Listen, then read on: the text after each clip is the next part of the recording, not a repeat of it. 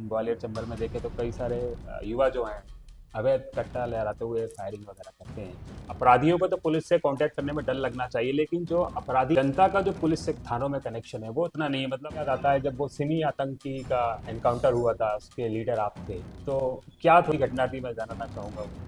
मैंने एक बार एक वीडियो देखा था जिसमें आप एक पुलिसकर्मी की तौंद निकल रही थी, आप उसे डांटते नजर आ रहे थे। अपने पिता के सामने स्वयं होता है कि विवाह करने की इच्छा जाहिर की हो, या अरेंज मैरिज, क्या रहा सर आपका?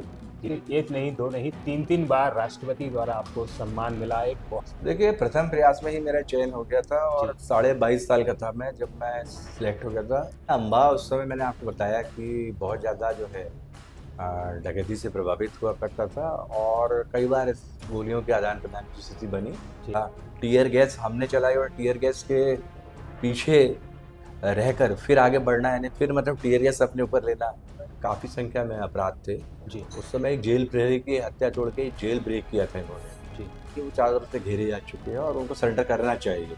तो वो इनकाउंटर जो है एक बड़ा जो है घटनाक्रम था जी। कि आम जो जनता है उसने बहुत उग्र रूप धारण कर लिया। हम्म। तो उनके पीछे अपने को भी बहुत फास्ट मूव होना पड़ा। अपने जो if there is will there is way, यदि आप अच्छी भावना रखते हैं, मेहनत करना जानते हैं, तो बहुत से रास्ते खुले हुए हैं। कभी डिमोरलाइज नहीं होना है, कभी निरुत्साहित नहीं होना है। तो वो परिकल्पनाओं के विषय में मैं कोई टीका टिप्पणी करना नहीं चाहूँगा। नमस्कार, ग्वालियर ब्रेकिंग पर आप सभी का स्वागत है। और कार्यक्रम है संघर्ष से शिखर तक। दोस्तों, आज के हमारे कार्यक्रम में हमारे साथ भारतीय पुलिस सेवा के एक ऐसे सीनियर ऑफिसर हैं जो कि जाने जाते हैं अपनी बहादुरी के लिए, अपने डिसिप्लिन के लिए और अपनी कार्यकुशलता के लिए। उनकी बहादुरी के चर्चे कुछ ऐसे हैं कि उनके नेतृत्व में आतंकियों के भी एनकाउंटर्स हुए हैं, और वे इस बात को बहुत बेहतर तरीके से जानते हैं कि पुलिस सेवा में फिट रहना कितना जरूरी है। इसलिए कई बार अपने अधीनस्थों को फिट रहने की समझाइश देते हुए भी नजर आते हैं। वे हैं ग्वालियर के आईजी श्री अरविंद कुमार सक्सेना जी। तो आइए उनसे मिलते हैं और जानते हैं उनकी जिंदगी से जुड़े अनछुए पहलुओं को, और जानते हैं कि कैसे उन्होंने पुलिस सेवा को ज्वाइन किया और आगे वो क्या सोचते हैं। सर, आपका बहुत बहुत स्वागत है ग्वालियर में। Thank you very much. Sir, मैं थोड़ा आपको बैकएंड में ले जाना चाहूँगा।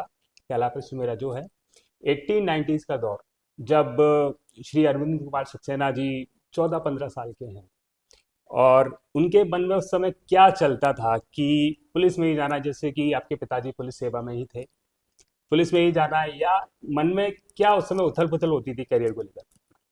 देखिए, बहुत स्पष्ट करना चाहूँगा मैं कि जो मेरे पिताजी हैं, जी। वो एक पुलिस अधिकारी रहे और उनको मैंने बहुत मेटिकुलसली वर्क करते हुए देखा। जी। और मैंने ये भी देखा कि पुलिस सेवाएं बहुत विविधतापूर्ण हैं और यदि आपके उद्देश्य और आशय अच्छे हैं, तो आप बहुत अच्छी तरीके से लोक सेवा कर सकते हो और सम्मान समाज में आपको बहुत अच्छा मिल सकता है। तो जब नेचुरली युवावस्था में हम तैयारियां कर रहे थे जी। और विचार कर रहे थे, तो एक विचार ये आया कि पुलिस सेवाएं अच्छा ऑप्शन हो सकता है। और उस प्रकार के वातावरण से चूंकि हम लोग चिर परिचित हो चुके थे, जी। क्योंकि फादर नेचुरली ऐसी पोस्टिंग्स में रहे जो काफ़ी मेटिकुलस वर्क मांगती थी। जी। तो उसके लिए मेंटली हम लोग तैयार थे। और बाद में नेचुरली जब राज्य पुलिस सेवा के माध्यम से हमारा इंडक्शन 1990 में हम्म। डीएसपी के पद पे हुआ और उसके बाद 2006 में इंडियन पुलिस सर्विस में इंडक्शन हुआ और आज फिर अब ग्वालियर सर्व करने का मौका मिला है। जी। जी। सर, मैं ये जानना चाहूँगा, स्कूल में आपकी क्या स्कोर रहता था? एवरेज थे आप या टॉपर थे? क्योंकि एक आईपीएस बनने के लिए हम अक्सर सुनते हैं कि बच्चा शुरू से होनहार है, तब उसको आईपीएस कैडर मिलता है। देखिए, आपका क्या रहता था? हाँ, स्कूल में जो मेरा परफॉर्मेंस रहता था, तो मैं आपको बताना चाहूँगा कि अंडर 5 जी। इस प्रकार का जो है हमारा रैंक रहता था। और ये मैं बिल्कुल नहीं कहूँगा कि बिल्कुल हमेशा मैंने टॉप किया है। जी।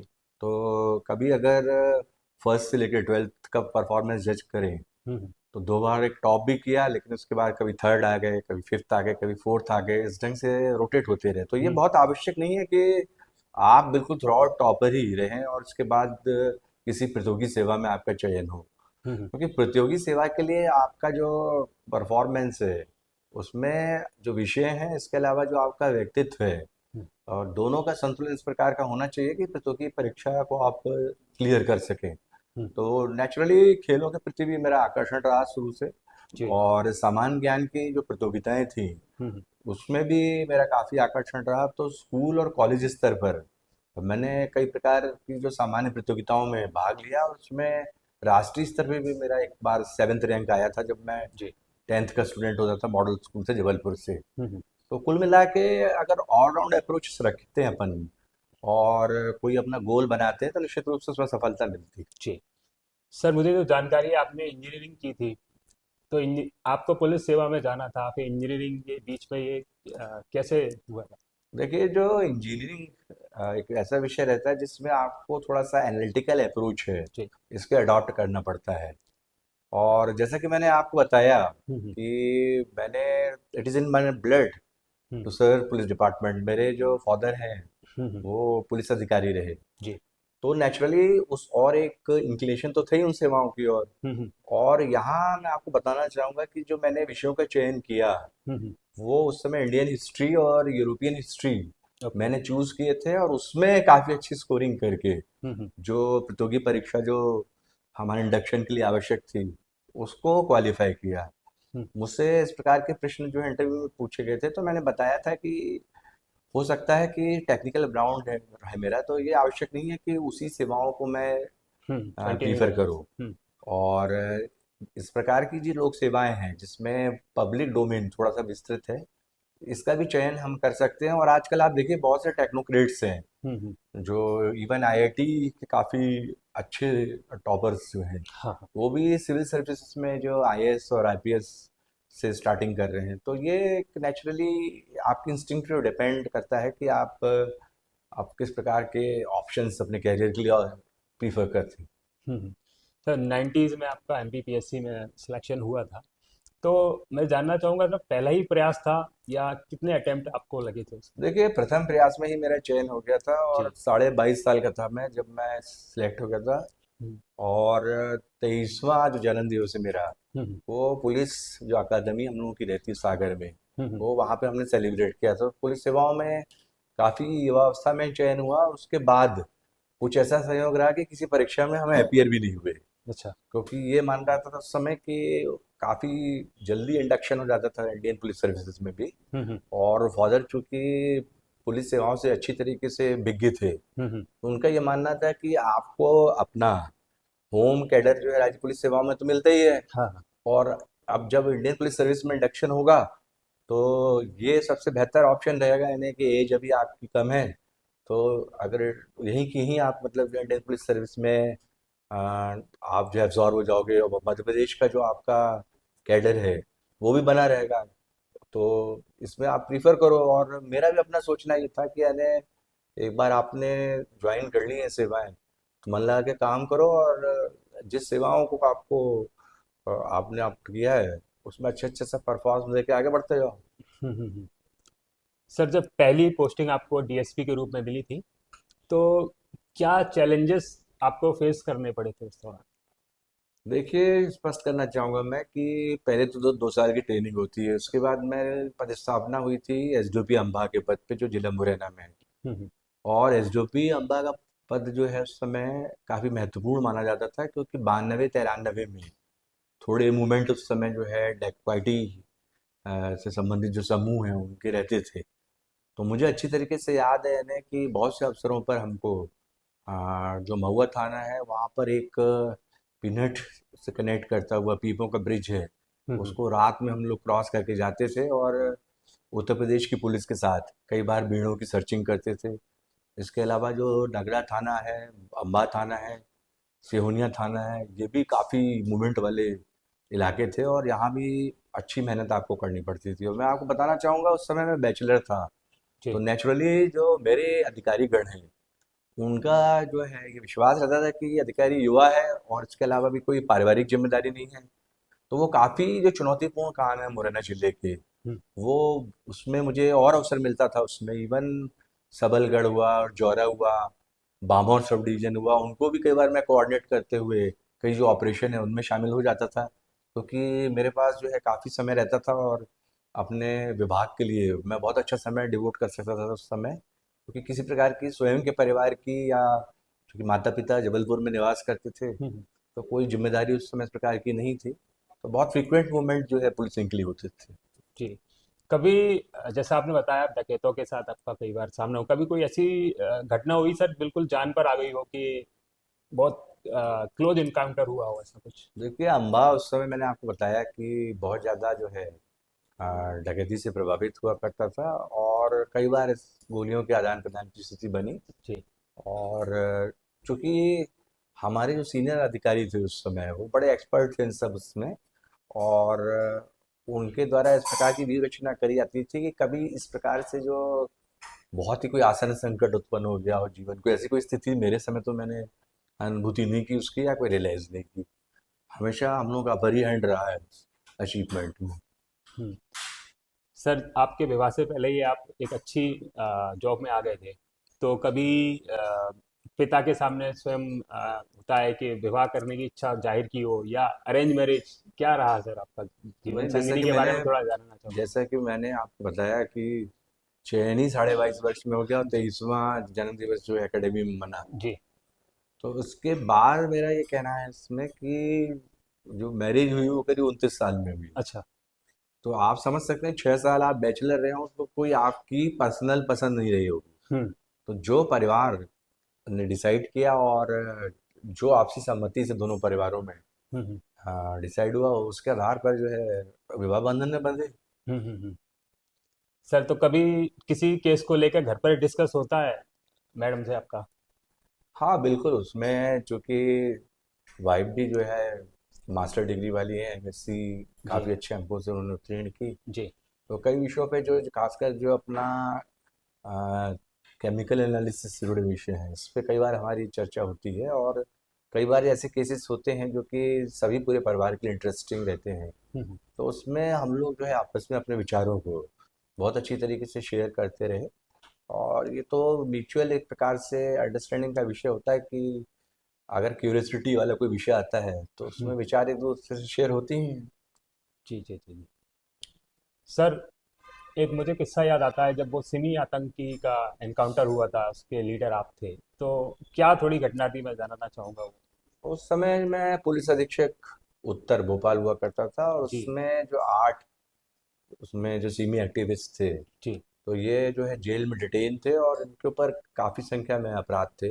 जी। उस समय एक जेल प्रहरी की हत्या तोड़ के जेल ब्रेक किया था इन्होंने। जी। और उसके बाद बाद में हम लोगों ने इनको सराउंड कर लिया था एक ईंट खेड़ी चौकी गुंडा थाने के अंतर्गत उस एरिया में। और उसमें हम लोगों ने जब चाहा कि वो सरेंडर कर दे, और उनको कई बार इस विषय में अवगत कराया कि वो चारों तरफ से घेरे जा चुके हैं और उनको सरेंडर करना चाहिए। इसके बाद भी जब प्राणघातक हमले उन्होंने हथियारों से हमारे लोगों के ऊपर किए, तो हम्म। उसका जवाब दिया गया, कारगर कार्रवाई की गई इस पे। हम्म। और उसमें जो 8 जो ये सिमी एक्टिविस्ट थे, वो उनकी जो है डेथ हुई थी। तो वो इनकाउंटर जो है एक बड़ा जो है घटनाक्रम था। जी। सर लगभग 4 दशक के आसपास आपको पुलिस सेवा में हो चला है।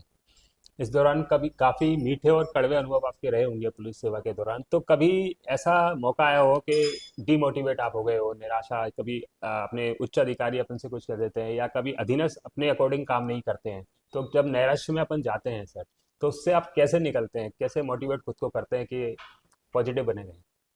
नहीं, देखिए, कई बार जो वरिष्ठ अधिकारी आपका ध्यान सही आकर्षित करते हैं, हम्म।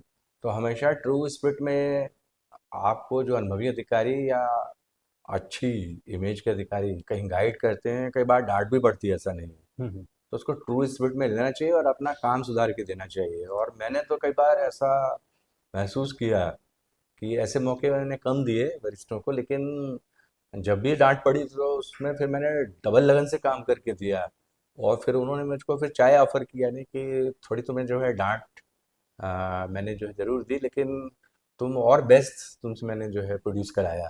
तो मेरा ऑब्जेक्ट यही था, यानी तो निश्चित रूप से बहुत बड़ा मार्गदर्शन हमको हमेशा जो सीनियर अपने ऑफिसर्स का मिला। और मैं अपने आप को इस विषय में बहुत लकी मानता हूँ जी। कि 35 वर्ष की सेवाओं में जो मेरे जो रिपोर्टिंग अफसर यानी मुझसे जो वरिष्ठ अधिकारी रहे, मेरे रिव्यूइंग अफसर रहे, या मेरी जो एक्सेप्टिंग अथॉरिटियाँ रही, सभी ने मुझे बहुत हमेशा इंकरेज किया। और कोई काम दी इस उसको इम्प्रूव कराना हो तो उस विषय में उन्होंने पूरा गाइड किया। और उनको मालूम था कि काम गाइड किया है और इन लोगों को हमने डायरेक्ट किया है, तो ये उसमें पूरा और सुधार करके लाएंगे। जी। इस विश्वास को कभी नहीं तोड़ने का मतलब हमने, हाँ, मौका दिया। और कभी ऐसा उनको लगा कि 2 या 3 बार समझाने के बाद भी थोड़ा बहुत मतलब जो है अभी कमी रह गई है, तो अधिकारियों ने स्वयं बैठ के उसकी पूर्ति कर दिया है। तो बहुत अच्छे अच्छे जो टॉप लीडरशिप के अधिकारी हैं उनके अंदर मैंने काम किया है, और उससे बड़ा हम लोगों ने मोटिवेटेड फील किया है। जी। सर, इतने सीनियर अफसर के बावजूद आप इतने फिट हैं। मैंने एक बार एक वीडियो देखा था जिसमें आप एक पुलिसकर्मी की तौन निकल रही थी, आप उसे डांटते नजर आ रहे थे। नहीं, तो मेरा उद्देश्य यही था हाँ। उनको कहने का कि देखिए, वर्दी में जो आपकी जो फिटनेस है जी। वो हमेशा तब देखेगी जब आप जो लीन एंड थिन रहे। और यदि फिर उसमें अगर इस प्रकार का कोई आप विकृति या बेडोल शरीर आपका हो जाता है मोटापे के कारण, तो उसमें फिटनेस भी अच्छी नहीं लगती, और आम जनता पर भी जब आप डील करते हैं तो आपका प्रभाव अच्छा नहीं पड़ता। क्योंकि जब आप जनता को डील करते हैं और एक स्वस्थ, स्मार्ट और फिट रूप में करते हैं, तो निश्चित रूप से जनता भी आपसे प्रभावित होती है और आपका परफॉर्मेंस भी बहुत अच्छा निकलता है। कई बार लॉ एंड ऑर्डर की परिस्थितियां भी बनती हैं। हम्म। कई बार हम लोगों का भी, क्योंकि मैंने आपको बताया कि मैं तो डीएसपी के पद से आगे बढ़ा हूँ और काफ़ी वर्ष तक डीएसपी भी रहा, एडिशनल एसपी भी रहा। तो कई बार ये स्थिति हुई है ना कि आम जो जनता है उसने बहुत उग्र रूप धारण कर लिया, हम्म। तो उनके पीछे अपने को भी बहुत फास्ट मूव होना पड़ा। अपने जो मूवमेंट है, राइट लेफ्ट शिफ्ट करना पड़े और उसमें आगे लगातार बढ़ते रहना पड़ा। टीयर गैस हमने चलाई और टीयर गैस के पीछे रहकर फिर आगे बढ़ना, यानी फिर मतलब टीयर गैस अपने ऊपर लेना, सारी चीज़ों की प्रैक्टिस की। तो कुल मिला के मेरा उद्देश्य ही रहता है कि पुलिस अधिकारी और हमारे जितने अधीनस्थ फिट रहेंगे तो वो ना केवल अपना जो राइटिंग वर्क है बहुत अच्छा कर पाएंगे, बल्कि लॉ एंड ऑर्डर की स्थितियों में जब फील्ड में उनके सामने चैलेंजेस आएंगे तो वो उनका बहुत अच्छा मतलब जो है मुकाबला फिटनेस के कारण कर सकेंगे। तो इसलिए सभी को फिटनेस पे ध्यान देना चाहिए। इसके कई ऑप्शंस हैं, जैसे आप चाहें तो मतलब जो है वॉकिंग फास्ट उसको प्रीफर कर सकते हैं। यदि चाहें तो आप योगा कर सकते हैं। कुछ लोग मेडिटेशन करते हैं, वो भी कर सकते हैं। कुछ लोग जिम जाना पसंद करते हैं तो जिम भी जाएं। पर मेरा सबको ये कहना है कि हर स्तर पर जो आयु है एक ऐसा फैक्टर रहता है कि उसके अनुसार आपको ढालना चाहिए। आप ये ना मत सोचिए कि आप जितनी एक्सरसाइज, जितना वर्कआउट 25 साल की उम्र में करते थे वो 50 में भी करेंगे। थोड़ा उसी अनुपात में आप मतलब जो है जैसे जैसे उम्र आपकी बढ़ती है, थोड़ा एडजस्ट करके जो उसका क्वांटम या परिमाण है उसको कम करिए, वो बेहतर रहता है। जी सर। सर, बात जनता की हुई है, एक सवाल मेरे जहन में आता है कि आज भी मैं देखता हूँ, मतलब जनता का जो पुलिस से थानों में कनेक्शन है वो उतना नहीं है। मतलब अपराधियों को तो पुलिस से कांटेक्ट करने में डर लगना चाहिए, लेकिन जो अपराधी नहीं है उसे भी पुलिस से बात करने में, अपनी समस्या बताने में एक डर का रहता है। तो वो एक कम्युनिकेशन है, वो सुधर क्यों नहीं पाता है? नहीं, इसके लिए हम लोगों ने बहुत से अभिनव प्रयोग किए हैं, जैसे जी। कि आप देखिए, यदि बाल अवस्था में जी। आप उसको एजुकेट करें तो बहुत जल्दी उसके मस्तिष्क में जो बाल मस्तिष्क रहता है वो बहुत अच्छी तरीके से फैक्ट इनग्रेव होते हैं, बहुत जी। अच्छी तरीके से उसके मस्तिष्क में बातें बैठती हैं। तो हम लोगों ने, जैसे ट्रैफिक ऐसा एक इशू रहता है कि जिसमें चाहे एक बाल अवस्था में आप मूव कर रहा व्यक्ति या चाहे युवा अवस्था में कर रहा हो, चाहे एजेड स्थिति में कर रहा हो, तो नियमों का पालन बहुत आवश्यक रहता है, स्वयं की सुरक्षा के लिए, दूसरों की सुरक्षा के लिए। तो हम लोग जाके वहाँ पे उनसे इंटरेक्ट करते हैं और उनको बताते हैं कि ट्रैफिक के नियम क्या हैं, जिससे हम लोगों के बीच काफ़ी अच्छा मतलब समन्वय और निकटता बढ़ती है। बहुत समय पूर्व से ही जो है इस प्रकार के कार्यक्रम किए जाते हैं, जबकि बच्चों को विभिन्न समूह में उनके टीचरों के साथ पुलिस थाने दिखाए जाते हैं। वहाँ क्या क्या होता है उसको ग्रेसफुली समझाया जाता है, और क्या क्या मतलब जो है पॉजिटिव एस्पेक्ट्स हैं थाने के, इसलिए समझाए जाते हैं उनको कि वो जैसे जैसे बढ़ते जाएं तो वो ये समझ सकें, केवल खुद के उपयोग के लिए और दूसरे उनके जो परिजन हैं उनके उपयोग के लिए थाने को किस प्रकार से उनको यूज़ करना है, वो इस बात को समझ सकें। और उनमें किसी भी प्रकार का भय एक अच्छे नागरिक के रूप में किसी भी थाने को एंटर करने में नहीं रहे। तो कुल मिला के जो हमारा ऑब्जेक्ट है वो यही है, यानी कि हम बाल्यावस्था से ही उनसे निकटता इतनी बढ़ाएं, उनको थानों में इंस्पेक्शन करा के ट्रैफिक के नियमों का ज्ञान देके यदि बालक बालिकाओं के स्कूल हैं, तो मैं हूँ अभिमन्यु प्रोग्राम चलाया, उसमें दोनों को हम रखते थे कि किस प्रकार से जो है जेंडर इक्वलिटी उसको स्टेब्लिश की जाए, कैसे जो है दोनों लिंगों की समानता को हम स्टेब्लिश करें, जिससे उनमें शुरू से ही इस प्रकार का जो है सेंसिटाइजेशन रहे कि वो बहुत अच्छी तरीके से जो अपने आ, बाल्यावस्था से ही जो किस प्रकार से उनको आदर करना है बालिकाओं का, और फिर युवा अवस्था में कैसे युवतियों का, और पूरी तरह से डेवलप होने के बाद पुरुष बनने के बाद महिलाओं का आदर करना है, इसको वो बहुत अच्छी तरीके से सीख सकें। तो कुल मिला के उद्देश्य यही रहा है कि निकटता अच्छे ढंग से बढ़ाई जाए, और किसी भी प्रकार का जो है ऐसा एलिमेंट किसी के दिमाग में ना रहे कि पुलिस थाने में जाना जो है वो किसी प्रकार से कोई ऐसी हैबिट है जो नहीं होनी चाहिए। अगर कोई समस्या है और उसका निदान पुलिस अधिकारी करते हैं तो बेखौफ होके निश्चिंत होके थाना जाना चाहिए। एक अच्छे पुलिस अधिकारी का काम जनसेवा है, और जनसेवा का लाभ हर व्यक्ति को और हर अच्छे नागरिक को पूर्ण रूप से उठाना चाहिए। मेरा ऐसा स्पष्ट रूप से सभी से प्रोटेस्ट है, उनसे ऐसा रिक्वेस्ट भी है। सर एक सवाल और है मेरा कि फिल्में शायद आप देखते होंगे सर कभी कभी, अगर समय मिलता हो तो। एक फिल्म आती है सिंघम, एक फिल्म आती है पुष्पा। युवा वर्ग को देखें अगर तो पुष्पा एक स्मगलर है, लेकिन लोग उसको अपना रोल मॉडल मान के बैठते हैं और बहुत सारे रील्स वगैरह बनाकर अपलोड करते हैं। हम ग्वालियर चंबल में देखें तो कई सारे युवा जो हैं अवैध कट्टा लहराते हुए फायरिंग वगैरह करते हैं।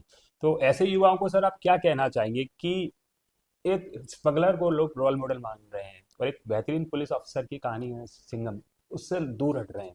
क्या देखिए, लगता है आपको, क्या कमी आ रही है सर? इसमें मेरा स्पष्ट कहना है कि जो रूल ऑफ लॉ है, हम्म। जो हमारे देश में संस्थित विधि विधान है, उनका जो है पूर्ण रूप से मतलब जो है पालन करना चाहिए, और किसी भी प्रकार से अति उत्साह में आके, जैसे मैंने देखा कि लोग हवाई फायर करने लगते हैं, कई बार जो है उससे बड़ी बड़ी जो है घटनाएं घट जाती हैं, और कई बार तो मैंने देखा है कि मृत्यु तक हम्म। उस समय अच्छे ओकेजन पे जब किसी की बारात जा रही हो गई। तो इस प्रकार की जो प्रैक्टिसेस, इससे बचा जाए तो बहुत बेहतर है। कई अवसरों पे मैंने देखा कि आजकल एक बड़ी टेंडेंसी हो गई है कि कुछ इस प्रकार के वीडियो क्लिपिंग बना लेते हैं जिसमें हथियारों को वो चमका रहे हैं या फिर हथियारों को लहरा रहे हैं। ये टोटली इलीगल प्रवृत्ति है। इससे भी हमारे युवा वर्ग को और अन्य वर्गों को पूरी तरीके से बचना चाहिए। जिस अपने को आम का उपयोग जिस उद्देश्य से हमको लाइसेंस मिला है उसके लिए किया जाए तो बेहतर से बेहतर है, और कभी भी हम किसी रूल ऑफ लॉ को ब्रीच ना करें और ऐसी परिधि में ना आ जाए जहाँ पर आपके ऊपर हमारे द्वारा कोई केस पंजीबद्ध करने की स्थिति बने।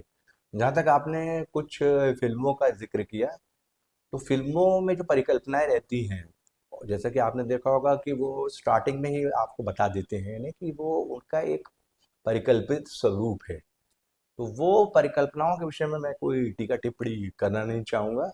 मैं तो यही कहना चाहूँगा कि एक पुलिस अफ़सर को जो रूल ऑफ लॉ है उसके अंतर्गत साहस के साथ पूरा काम करना चाहिए, और समाज के अन्य वर्गों से भी मैं अपील करना चाहूँगा कि उनको भी रूल ऑफ लॉ का पालन करना चाहिए, और एक ऐसा अधिकारी जो पुलिस अधिकारी है जो रूल ऑफ लॉ का ढंग से पालन कराना चाह रहा है, तो उसको समाज को पूर्ण सम्मान देकर उसका पालन करना चाहिए। कई बार लोग अपना रुतबा दिखा के उसको जो रूल ऑफ लॉ के अनुसार वो यदि कोई चीज़ इन्फोर्स करना चाहते हैं, उससे रोकते हैं, तो ये प्रवृत्ति अच्छी नहीं है।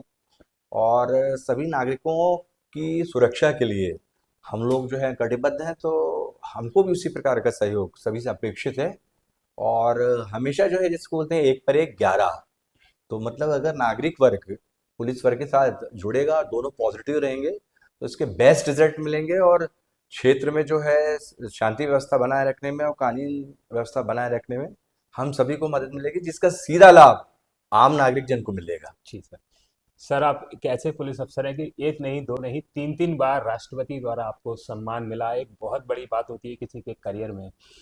तो आप अपने बच्चों के लिए सर क्या सोचते हैं? क्या उन्हें भी आपकी तरह, उन वो खुद भी इंस्पायर्ड होते होंगे कि हमारे डैडी को इतनी बार अवार्ड मिला है? तो नहीं, क्या? देखिए, इस विषय में मेरा बड़ा स्वतंत्र दृष्टिकोण है जी। कि जो हमारे एक पुत्र है और एक पुत्री है, जी।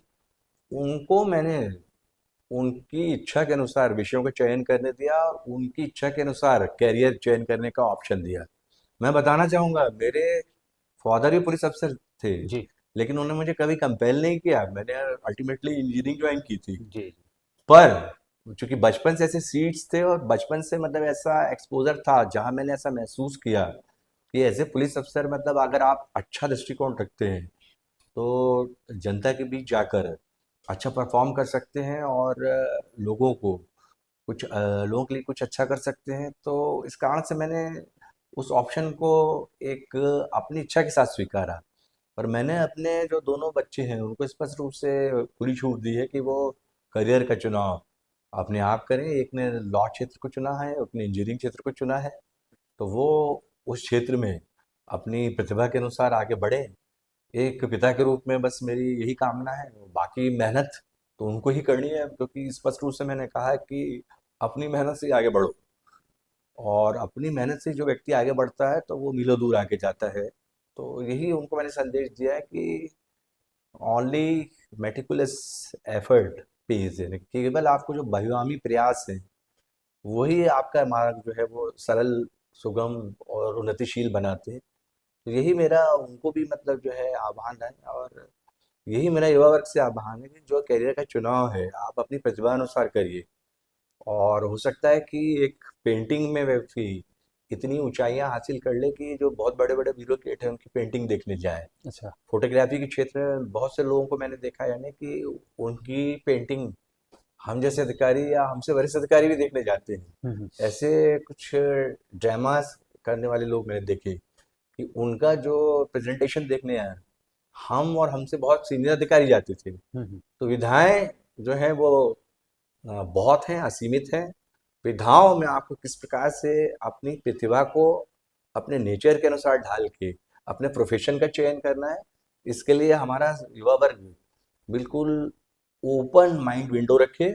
और मेरा पेरेंट से भी आह्वान है कि किसी भी प्रकार से वो कोई अपनी इच्छा पूर्ति के लिए या फिर अपनी विरासत को ही कंटिन्यू कराने के लिए किसी प्रकार का दबाव, किसी पर्टिकुलर क्षेत्र की सेवाओं या पर्टिकुलर क्षेत्र का व्यवसाय चयन के लिए अपने बच्चों पे ना डालें। और कभी भी रिजल्ट ओरिएंटेड बिल्कुल मतलब जो है उन पे परफॉर्मेंस के लिए उनको कंपेल ना करें, क्योंकि हम देख रहे हैं कि कई बार बहुत अच्छे अच्छे इंस्टीट्यूशन में पढ़ रहे बच्चे, कोचिंग ले रहे बच्चे कुछ ऐसे आत्मघाती कदम उठा लेते हैं जिससे बड़ी वेदना होती है। उनको इस बात का एहसास होना चाहिए कि अगर वो जिस चीज की कोचिंग ले रहे हैं उसमें अच्छा परफॉर्म नहीं कर पा रहे, तो हो सकता है कोई ऐसा क्षेत्र आएगा जहां पर वो टॉपर्स रहेंगे। If there is will there is way. यदि आप अच्छी भावना रखते हैं, मेहनत करना जानते हैं, तो बहुत से रास्ते खुले हुए हैं। कभी डिमोरलाइज नहीं होना है, कभी निरुत्साहित नहीं होना है, और कभी हमको निरुत्साहित होके कोई ऐसे कदम नहीं उठाना है जिससे हमारे पेरेंट या स्वयं हमारे लिए कोई एम्बरेसमेंट की स्थिति उत्पन्न हो। ठीक है सर, गणतंत्र दिवस के अवसर पर आप शहरवासियों को क्या संदेश देना चाहते देखिए, गणतंत्र दिवस के अवसर पे मैं ग्वालियर नगर के सभी सम्मानीय नागरिकों को हृदय से शुभकामनाएं देता हूं। और गणतंत्र दिवस एक अत्यंत महत्वपूर्ण राष्ट्रीय पर्व का दिवस हमारे लिए है। और मैं सभी से ये अपेक्षा करूंगा कि जो गणतंत्र दिवस के अवसर पर विभिन्न कार्यक्रम का आयोजन विभिन्न संस्थानों में किया जा सकता है, जिससे वो एसोसिएट हो सकते हैं या फिर इंडिपेंडेंटली वो कहीं जाना चाहते हैं, तो बढ़ चढ़ के गणतंत्र दिवस के कार्यक्रम में खूब हिस्सा लें। और क्योंकि इस दिन से हमारा संविधान देश में लागू हुआ था, और किसी देश का संविधान ही उस देश की एक प्रकार से जो संप्रभुता और अखंडता का प्रतीक होता है, और पूरा रूल ऑफ लॉ जो है उस देश में संविधान के मार्फत और संविधान में जो प्रतिपादित पूरे जो बिंदु हैं उसके माध्यम से संस्थित होता है। हाँ सर, आप सोशल मीडिया से काफ़ी दूर रहते हैं। आज का जो दौर है, हर कोई सोशल मीडिया पे है, लेकिन आप अलग ही दिशा में चलते हैं। कुछ बताइए सर हमारे देश में। देखिए, जो सोशल मीडिया है उसमें मैं ऑब्जर्वर ज़्यादा हूँ। मैं अपनी तरफ से कोई बहुत ज़्यादा उसमें पोस्ट नहीं करता है मैं। और जो मेरा थोड़ा सा जो इंक्लिनेशन है वो हार्ड कॉपी वर्क के प्रति ज़्यादा है। जैसे अगर 75 पेज की भी जो हार्ड कॉपी का कोई सब्जेक्ट मेरे को मिल जाता है, तो उसको 2 बार पढ़ के जो उसमें सेलिएंट फीचर्स हैं उसको मैं अडॉप्ट कर लेता हूँ, वो मेरे लिए पर्याप्त रहते हैं। लेकिन जो टेक्नो फ्रेंडली हैं लोग और सोशल मीडिया का अच्छा सदुपयोग करना जानते हैं, उनको निश्चित रूप से मोटिवेट रहकर उसका अच्छा सदुपयोग करना चाहिए। नेचुरली इसमें जो है एक जनरेशन बहुत बड़ा फैक्टर रहता है। अभी जो हम लोगों की यंगर जनरेशन है, उसको मैंने देखा कि वो जो टेक्निकल एस्पेक्ट हैं, सोशल मीडिया है, और जो ऑनलाइन जो पूरा मतलब परफॉर्मेंस है, उसमें पुरानी जो पीढ़ियां हैं उनसे काफ़ी आगे हैं। हम्म। और जो हम लोगों के समय जो हम लोगों ने मूल रूप से स्टार्टिंग की थी, वो हार्ड कॉपी से की थी, यानी तो नेचुरली उसमें हम लोगों की स्किल्स अभी ज़्यादा है। लेकिन मैंने कहा कि आदमी को नौकरी में रहते हुए और जीवन के अंतिम चरण तक हर बात सीखनी चाहिए अच्छी तरीके से। तो जो भी नई टेक्नोलॉजी इंट्रोड्यूस की जा रही है और जो आवश्यक है हमको अडॉप्ट करना, जिससे पुलिसिंग को हम प्रॉपर बना सकें, और पुलिसिंग में जिसमें हमें ज़्यादा से ज़्यादा उसके एलिवेशन के लिए मदद मिले, तो मैं भी ऐसे जो है टेक्नोलॉजी जो वो है एस्पेक्ट्स उनको अडॉप्ट करता हूँ।